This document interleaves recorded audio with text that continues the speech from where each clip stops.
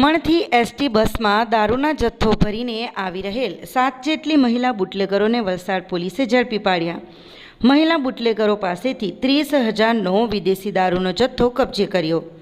Police સૂત્રો પાસેથી મળતી માહિતી મુજબ વલસાડ સિટી પોલીસ મથકના ડી સ્ટાફને મળેલ બાતમીના આધારે દમણથી વલસાડ તરફ આવી રહેલ ગુજરાત એસટી બસની અંદર 7 જેટલી મહિલા બુટલેગરો દ્વારા અલગ અલગ થેલાઓની અંદર પાસ પરમિટ વગરનો વિદેશી દારૂનો જથ્થો આવી રહ્યાની બાતમી મળી હતી. જેના આધારે પોલીસે વલસાડ એસટી ડેપોની અંદર બાતમીના આધારે બસની તલાશી લેતા બસની અંદર દારૂના જથ્થાઓ સાથે 7 જેટલી મહિલા બુટલેગરોને ઝડપી પાડી હતી, જેમની પાસેથી અંદાજિત 30,000 રૂપિયાનો મુદ્દામાલ પોલીસે કબજે લઈ કાયદેસરની કાર્યવાહી કરી હતી.